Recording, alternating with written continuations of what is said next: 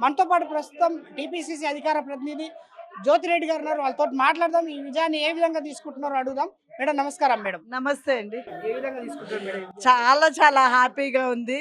నవీన్ ఒక 12 సంవత్సరాల నుంచి గ్రౌండ్ లెవెల్‌లో ఉండి, ఈరోజు నవీన్‌ని గుర్తించి కాంగ్రెస్ పార్టీ టికెట్ ఇవ్వడము, నవీన్ కూడా దానికి నిరూపించాడు. గెలిపించి ఇంత పెద్ద మెజారిటీ తీసుకొనొచ్చి అంటే ఎలక్షన్ ఏమి ఈజీగా లేదు. చాలా టఫ్ ఉంది.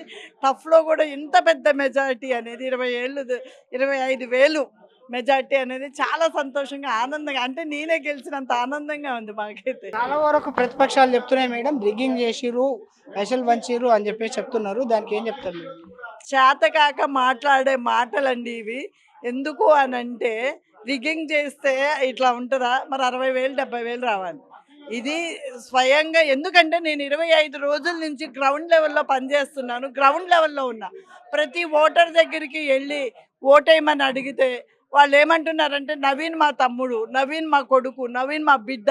మేము కంపల్సరీ నవీన్‌కే ఏస్తామని చెప్పేసి ఆళ్ళంటున్నారు. అంత బాగా రిసీవ్ చేసుకున్నారు కాబట్టే ఈరోజు ఈ ఫలితం వచ్చింది. చాలా సంతోషంగా జూబ్లీహిల్స్ ప్రజలు ఇచ్చిన తీర్పుకు, బీసీ బిడ్డగా నవీన్ యాదవ్ గెలుపుకు, ప్రజానాయకునిగా మా రేవంత్ అన్న ఇచ్చిన ఒక గిఫ్ట్కు మేము ఈరోజు గిఫ్ట్ ఇచ్చే పొజిషన్లో పనిచేసినాం కాబట్టి ప్రతి ఇక్కడ ఈ జనాన్ని చూస్తూ ఉంటే నిజంగా కూడా చాలా సంతోషంగా ఉంది.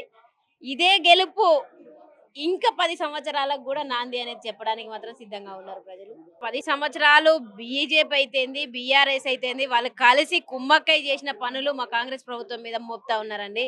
ఎందుకంటే పాపం ఎలక్షన్ వరకు సునీతమ్మ ఎంత నమస్కారంగా, ఎంత సంస్కారంగా ఒక నంగనాచిలాగా ప్రదర్శించిందో, ఎలక్షన్ రోజే ఆమె విశ్వరూపం ఏందనేది ఊసరవెల్లిలాగా రంగులు మారుస్తూ రౌడీలాగా వాళ్ళు చేసి మా మీద అబద్ధాలు చెప్పడం ఎంతవరకు కరెక్ట్ అండి? మా ప్రజలు ప్రజానాయకునికి పట్టం కడదాం అనుకున్నారు.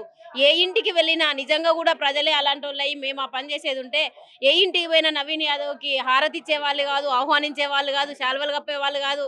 వీళ్ళెవరు అనే ఒక విధంగా చూసి వెళ్ళే వాళ్ళు కదా. ప్రజలే ఆహ్వానించింది కదా ఈ రోజు.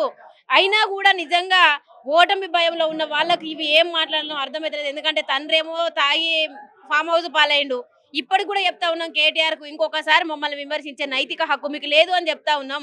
తట్టబుట్ట చదువుకొని మీ బీఆర్ఎస్ క్లోజ్ ఇప్పటి నుంచి భూస్థాపితం అయిపోయింది. చదువుకొని డైరెక్ట్ అమెరికాకు వెళ్ళిపోవచ్చు. ఎందుకంటే పారాషూట్ లాగా వచ్చినావు నువ్వు. మరి ఏమంతనలాగా కష్టపడి రాలే. ఒక ఎంపీ పొజిషన్ నుంచి ముఖ్యమంత్రి పొజిషన్ కు నువ్వు రాలే కాబట్టి ప్రజల నాడేందో నీకు తెలియదు, ప్రజా అభిప్రాయం ఏందో నీకు తెలియదు, ప్రజల కష్టాలేందో నీకు తెలియదు. ప్రజానాయకుడు రేవంత్ రెడ్డికి తెలుసు కాబట్టి ప్రజానాయకుడిని ఎన్నుకున్నాడు. ఇక్కడ ఒక బీసీ బిడ్డకు 42% రిజర్వేషన్ ప్రకారంగానే ఈ రోజు నవీన్ యాదవ్ టికెట్ ఇవ్వడం జరిగింది. అదే ప్రకారంగా మా రేవంత్ రెడ్డి గారు చెప్పిన ప్రకారంగానే వెళ్తా ఉంటాం. ఖచ్చితంగా మళ్ళా రాబోయే 10 సంవత్సరాలు ఉండేది సీఎం రేవంత్ రెడ్డి గారు.